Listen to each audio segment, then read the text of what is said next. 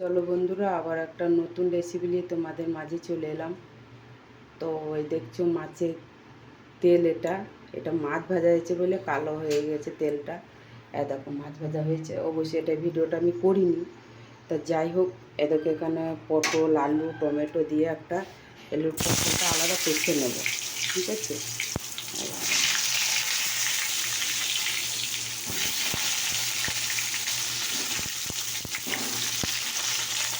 পটলটা আলাদা করে কষে নেব। তো দেখো বন্ধুরা, পটলটা ভাজা হয়ে গেছে। তো দেখো তেল আছে, দেখো তেজপাতা দিলাম,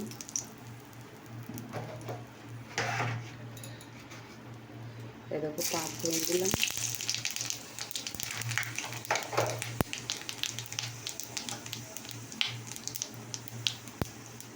এবার পেঁয়াজ কেটে কেটে পেঁয়াজ কুচি দিয়ে দিলাম,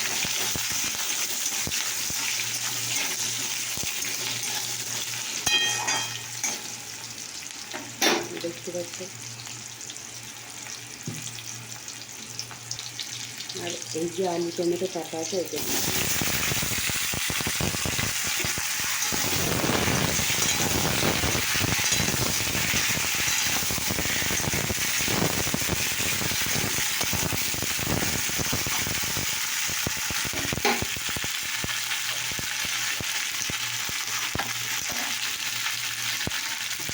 একটু নুন দিয়ে দিলাম, খাবে দিলে নুন, যেমন নুন খাবে তারটা নুন, আর এই যে হলুদ দিয়ে দিলাম রং করার জন্য। এটা কিন্তু নাড়াচাড়া করবেন। কত বন্ধুরা সেটাকে নাড়াচাড়া হয়েছে। আর এটা যেখানে আদা রসুন পেঁয়াজ ধসা আছে, একটু জল দিয়ে দেবো, দেখতে পাচ্ছেন জল দিয়ে এইটাই মশলা। আর একটু লঙ্কা গুঁড়ো দিয়ে দেবো, খালি হয়ে যাবে। তা তোমরা দেখতে থাকো।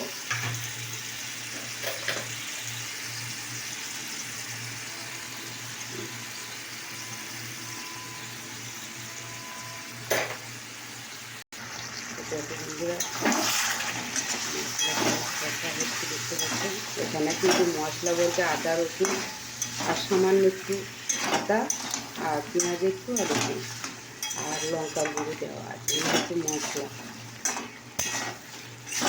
এইটা মশলাটা দিয়ে মানে এত সুন্দর একটা টেস্ট হয় না খেতে, তোমরা ঘরে করে দেখবে। তার উপরে একটু টক টক করার জন্য তো টমেটো দিয়ে দেওয়া হয়েছে। সেটাকে আমি পটলগুলোকে দিয়ে দিচ্ছি। এইটাতে আমি জল দিয়ে দিই। তো এবার ফুটলে তারপরে মাছটা দেবো।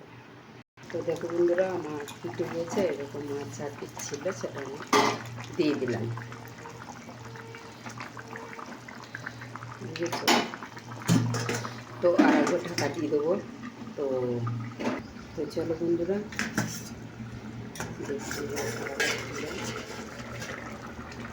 এই দেখো আমার রেসিপি রেডি হয়ে গেছে। কেমন লাগলো তোমাদের অবশ্যই জানিও। এটা করে দেখে বলে দিচ্ছ। চলো রাখি, টাটা, বাই বাই।